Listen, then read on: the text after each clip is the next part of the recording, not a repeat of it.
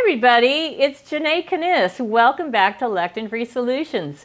Today I have a delicious cake recipe for you. We're going to make a lemon curd lemon cake with really intense flavors.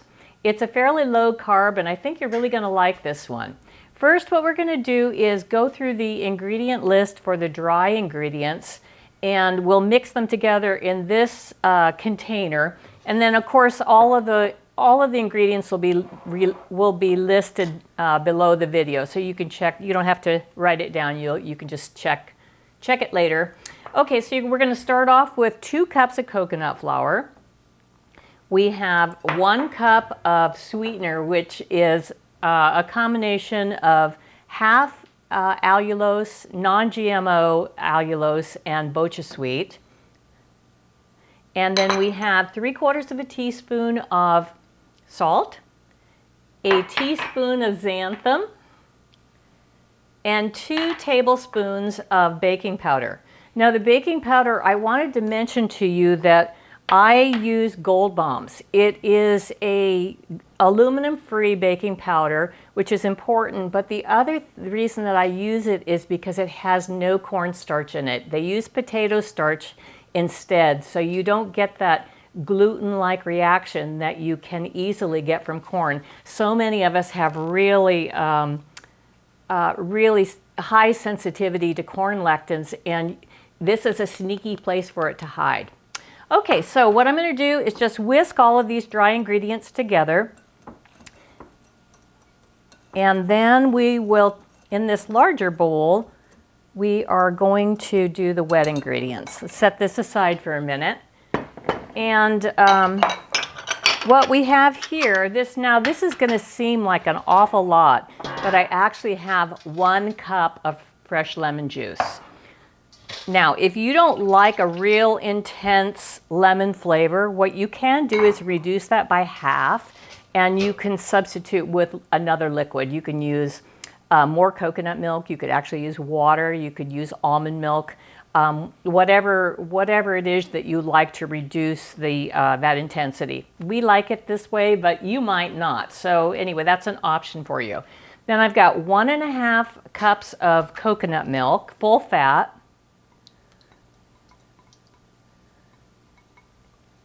Oh, I was going to start with my eggs, but I didn't. Okay, and I've got 2/3 of a cup of olive oil. And I'll just quickly, well, I'll just go ahead and put the eggs, 6 whole eggs, and 2 teaspoons of, this is actually homemade vanilla extract, but use what you have. If you even want more intense flavor, you could even add lemon extract. I think that might be overkill, but you know, we all have our different likes and dislikes. Okay, so this is all coming together really easily. We've got all the wet ingredients mixed together. Then I'm going to fold in the flour a little bit at a time.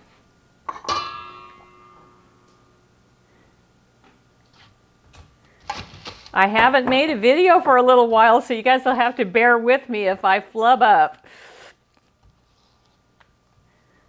I'm going to, as this gets a little bit thicker, I'll push the bowl forward so that you can see what the texture of this cake batter should look like. Now what I did, we're using a 9-inch springform pan, and I have lined the bottom and the sides with parchment paper. I'll just give you a quick peek at that, like that. So what you'll want to do to hold it in place is to use a little bit of either olive oil or a little bit of coconut oil, and that'll hold that in place.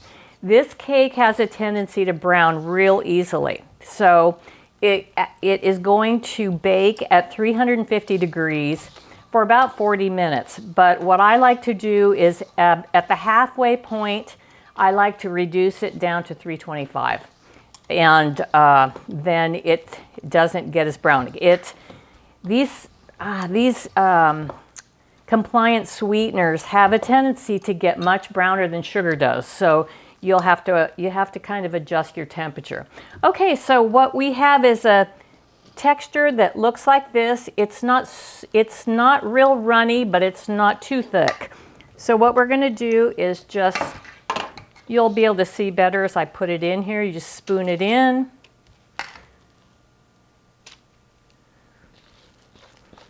This is going to be a nice size cake. You'll be able to easily serve, 8 to 10 people without any problem. I made this for Easter and it was a really big hit.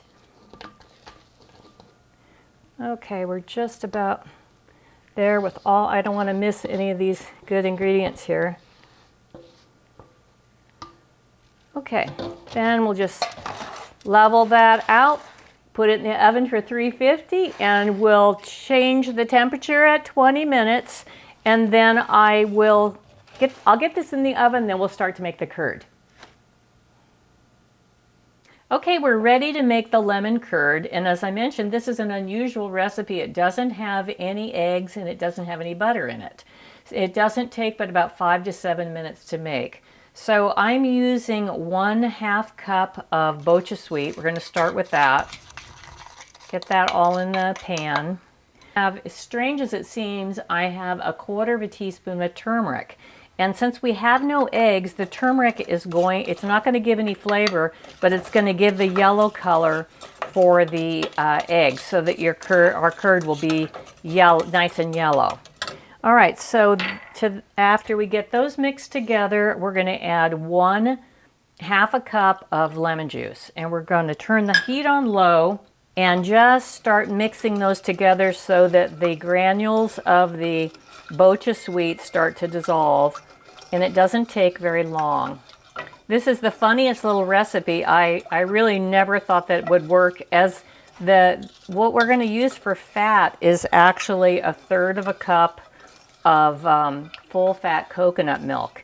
And what you do with that is, as this starts to warm up, we are going to add it just a little bit. Now I can feel that the crystals from the Bocha Sweet have dissolved. So now what I'm going to do is just start very slowly. This is 1/3 cup of full fat coconut. This is actually cold, but it doesn't have to be. And you want to just start adding it a little bit at a time and let it melt into the curd mixture. So this is still coming up to temperature. And you want to fully incorporate it. Every single time that you add a little bit of the coconut milk, you want to incorporate it until it's completely dissolved. And then you just keep adding more until you've used this whole little container up. You can use a whisk to do this, well, whatever works best for you. I like to use a wooden spoon because I can feel the bottom of the pan better. And this is going to make enough to top your cake. And actually, you'll have enough left over if you want to use it on any type of dessert. You can keep this in the refrigerator covered for at least a week, maybe 10 days. It doesn't seem to stick around here very long, so I don't have an expiration time on it. And then we're going to you'll see that it's going to start to thicken. It happens pretty fast. It's very different than the curd that you make, the lemon curd that you make with eggs and butter. That takes a long time to stir and stir and stir and stir. This is, like I said, 5 to 7 minutes and you have a finished curd. The only thing that you have to do is put it into after we're done, you just pour it into a bowl and let it sit in the refrigerator until it's cold.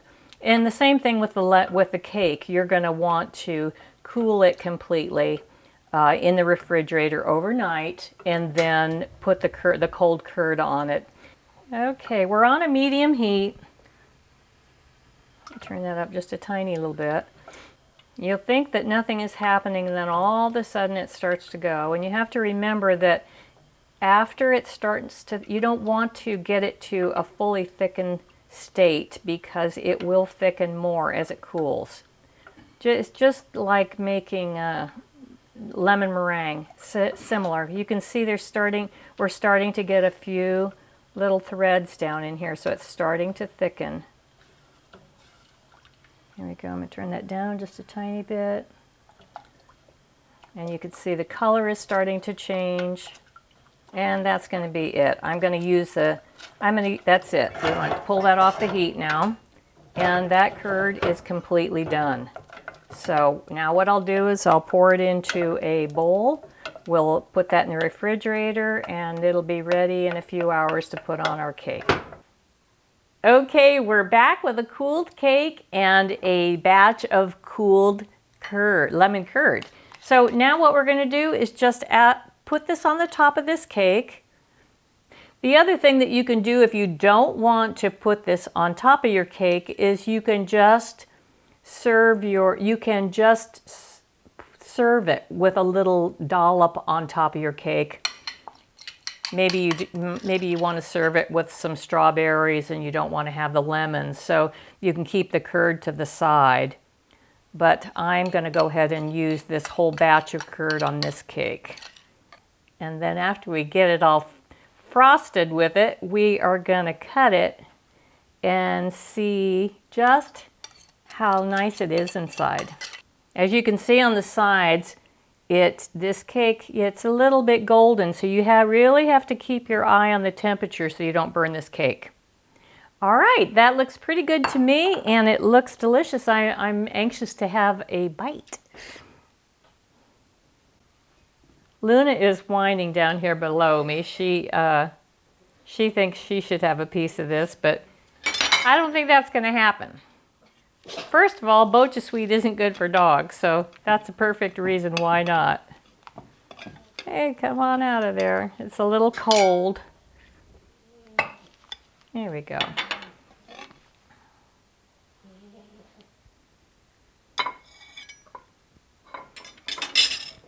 There you go. It's a nice, beautiful, nice, dense cake. And you know what? It reminds me a little bit of pound cake. But let's take a bite with the curd on it and just see how wonderful it is.